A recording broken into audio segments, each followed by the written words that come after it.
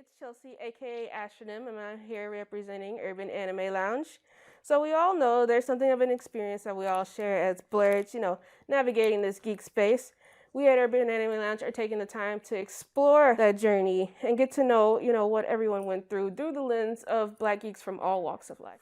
So I have with me Zeno Robinson. So can you tell us about, what you do and yourself? Of course. I'm Zeno Robinson. I am an actor based in LA. I do primarily voiceover work for animation, anime, and video games. Okay. So where did your journey start, like with all this anime and the manga, the comic books, the video games, Where did my journey start? Like as a geek, as yeah. a nerd. Yeah. Very young. I grew up, being a fan of manga, comic books, anime. One of the first anime I've ever watched was Pokemon, Sailor Moon, Toei, Sonic. Yeah. We would go to like stores, and when they used to have Shonen Jumps, like in the magazine sections, and I would get my mom to buy me Shonen Jumps, or whenever we get the Scholastic Book Fair, there was always like one or two like Tokyo Pop mangas that I would ask my mom to get me, like Dot Hack, Legend of the Twilight, and Rave Master. So it was like my first like taste of manga and anime, and I grew up playing JRPGs, Tales of Symphonia, all the Sonic adventures, like things like that, like Xenosaga. So I started very young. Like I just grew up just engulfed in that kind of culture. What would you say was your favorite, or what was the most influential for you? For me, probably Dragon Ball Z. I think like I was one of those kids who everybody would play recess and go play basketball and handball. Like I was practicing Kamehamehas, like trying to move stuff with my mind. Like that's what I was doing. Like at recess, like me and my friends, they were pretending that we were already in an anime. So I think definitely like Dragon Ball Z is probably like one of the biggest influences of like getting me invested in that culture, and probably I also take like games like Tales of Symphonia and Fire Emblem. Okay, so would you say that all that stuff just carried you into this voice acting role? Like how did we get from nerdy little Zeno to voice acting all of everyone's favorites? The through line is like I guess I never really put it together until later on in my life. But like as a kid, I liked playing pretend. Like I said, I liked pretending like I could do a Kamehameha. Like I liked doing like the fighting moves, and I had like the Power Ranger masks and everything like that. When I would play JRPGs, like Tales of Symphonia or like Fire Emblem, and I would find myself reading the lines out loud, like as a kid, like as the hero. I would read the lines as the character as they would come along. I don't think I put the pieces together, but I did end up falling in love with acting. Watching plays, I watched plays as a kid in middle school and things like that. So like I saw all these kids like running through the halls, and I was like, oh, how do I do that? And then that led me to taking a program, which introduced me to my agent, and then I started auditioning for voiceover, and then like I was like, oh, that's a thing I can do. Then like I started studying and becoming friends with peers in the community, and some of them were doing anime, and I was like, how can I do that? And I went to the Anime Expo open auditions and auditioned, and I didn't make it through like the first round. Then I auditioned for Perfect Idol for the same studio, and I also didn't make it through Perfect Idol. And then I auditioned again the next year, and then I won that year. And that's when I started getting my feet wet into like anime and things like that, and putting together like the stuff I was doing as a kid, like I can do like as an actor, as an artist. So and you've been in it for a long time. You have a pretty lofty list of voices. I started in 2008, and my first job was Ben 10 Alien Force. Yeah. I was like 14. I was a kid. Oh, wow. That's when I was working with like Yuri Lowenthal, who was like, "Oh, by the way, I'm Sasuke," and I was like, "What the heck? You're Sasuke?" Like I watch Naruto, you know. And he was like, "I'm in Dot Hack, and I'm in all this stuff." And he was also kind of like, "Oh, if he's Sasuke, like, how can I be in anime? How do I get to be in Naruto?" So that's kind of where that started a little bit as well. Okay, so what would you say your experiences have been online and offline like?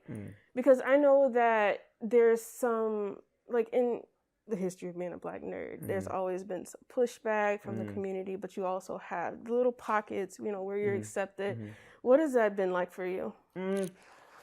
Like, I feel like growing up, I always kind of knew where my community was. Like as a kid, like, I wasn't the only one practicing Kamehamehas. There's like me and 2 other kids who are also Black, who are also doing the same thing that I was doing, and like in high school, I really found a tight knit group of people who were into the same stuff that I was into. And I was like, oh, like there are people who are Black and like this stuff, like me, like wow, like it's not as much of a monolith as I thought it was, and I think a lot of Black people started realizing that around the same time.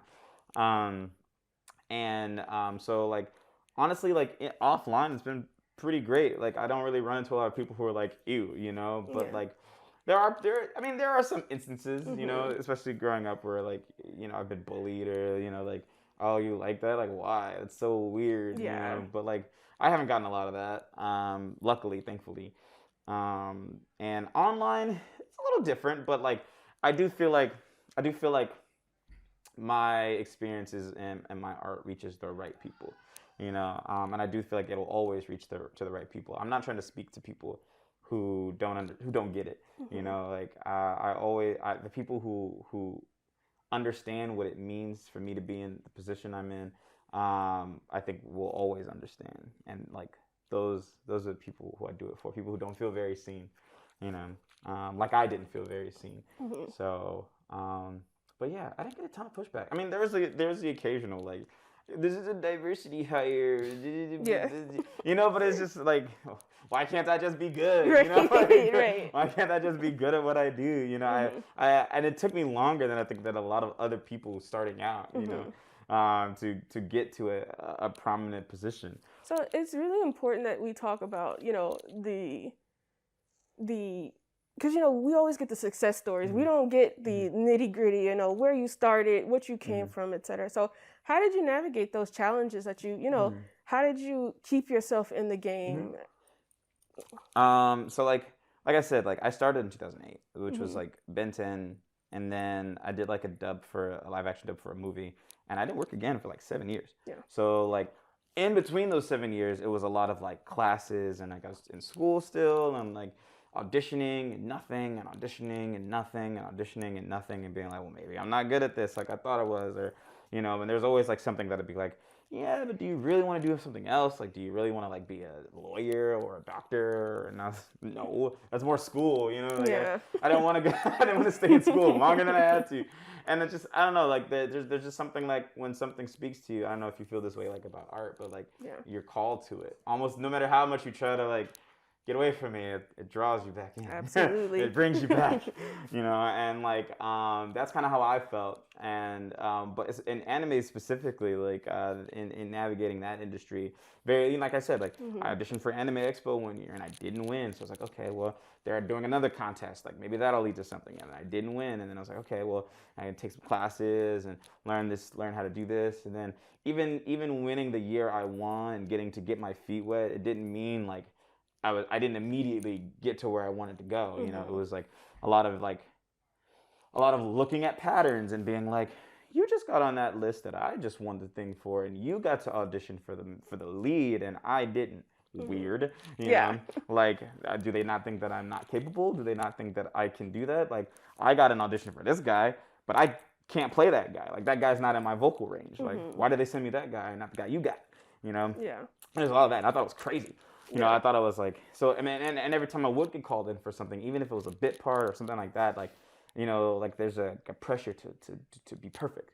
It's like, oh, like, I'm so lucky to be here. Like, if I mess up now, they're never going to hire me again, and I just feel like a lot of my peers do not have that anxiety. I think that anxiety is a specific issue for Black voice actors in anime, because there aren't a lot of us, and I just think, like, the way trends were a few years ago, I think it's changed within the past year or so, but like the way it was like some time ago, it was like, oh, well, you're Black, you can only play Black people.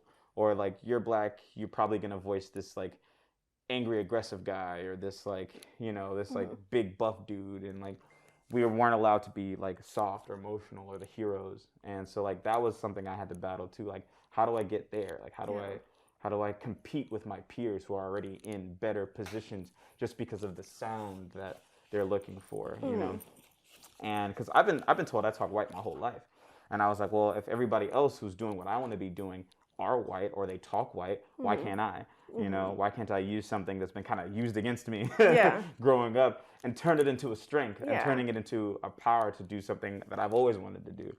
So like those are like, I think my pressures and struggles, especially starting off, was like, why isn't the studio sending me as many auditions as everybody else? Or why didn't I get to audition for that part? Or why didn't I get to audition for the lead here? I love that anime. I told that studio about that anime, that it was coming. Like, why didn't they think of me when it was time to dub the anime? And so then it was a lot of like, hey, when I get there, I gotta be perfect. And that's not a pressure or an anxiety I wish on anybody, because it doesn't make you like feel free to do your art. It doesn't make you feel like, you know, you can have fun. It makes you feel like, if you don't do this, you're never going to work again. You know, that's already tough enough getting the audition. And now booking it, I got to be perfect, you know? And like, I just feel like some of my peers don't feel that way. You know, they can have fun. They're allowed to have fun. They're allowed to make mistakes because they know there's another opportunity waiting for them around the corner. But I didn't really always feel that way. And then I started thinking that maybe I'm crazy, you know? maybe I'm making this up, you know? And so there's also that. So yeah, I think those are like a little bit of the pressures and struggles, like years of fighting and doubting, anxiety, and so that's why it's very fulfilling to be here in this position. That was a long-winded. I know, but it was powerful. Like I felt that. So thank you. So with anime, you know, video games, this whole geek thing, it's becoming mainstream. Like we all see it. What do you anticipate for the future? Like coming for Black geek culture and the community, what do you anticipate happening? I think more of things like DreamCon, more of things like you know, it just kind of being embraced by the culture and the community. And that could be good or that could be bad, you know. I feel like there's going to be a lot of people who feel kind of slighted, like, oh, like everyone wants to jump on ship because it's cool now, and like I feel like there's a lot of room for exploitation for like, you know, celebrities that get involved and start kind of like hijacking like indie things maybe. But I don't see a problem with celebrities liking anime or being open about it. I think it just makes everybody else be more open about it, you know. I feel like Megan Thee Stallion liking anime validates a lot of Black women who especially have to hide the fact they like anime from other Black men, you know, who doubt that they like, you know what I mean? Like I feel like that just is such a validating thing for Black women that I encourage that, because it makes Black women feel safe. You know. With Megan Thee Stallion being who she is, so I encourage that. So I think hopefully more stuff like that, like just like everybody just kind of embracing it and embracing this culture and being more open to it. I kind of anticipate like that's kind of where it goes, but we'll see. But I hope that's my hope at least for it. All right. So what advice would you have for your past self? Oh man, like. Be patient. That's the hard one. It's coming, man. But also just like remember, like, so I feel like along the way, like when you're struggling and you're trying to find your way, sometimes you get so caught up in trying to get the job or trying to do the thing or trying to be impressive or trying to impress somebody that you forget why you started. Like, and I feel like I did for a long time. Like I didn't like rehearsing. I didn't like working. Sometimes I felt like it was just all for nothing, you know, or it was just a waste of my time, and I wasn't having fun, and like I feel like I let a lot of great opportunities fall to the wayside because I was too busy trying to book the job as opposed to being honest and having fun. So I definitely tell them, like, you're young, guys. You know, you're young, my G. Like, have fun. Like, you will never get an opportunity to have fun again, and that's also something that I need to also constantly remind myself, even now, because now that I feel like I'm at a platform or whatever, like I still feel the pressure to be perfect, you know. Otherwise, especially if I'm like a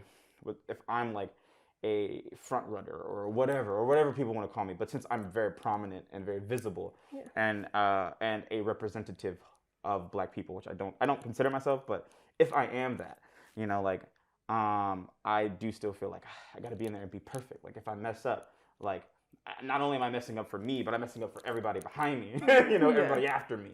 So having fun, I think, is just something that and remember that you love it is something that I always want to tell my younger self, and so that's stuff that my younger self has to remind me. So yeah. Okay. All right. So thank you so much. You've said so many wonderful things, and I absolutely love this interview. One more $1 million question. what is one show that everybody should watch?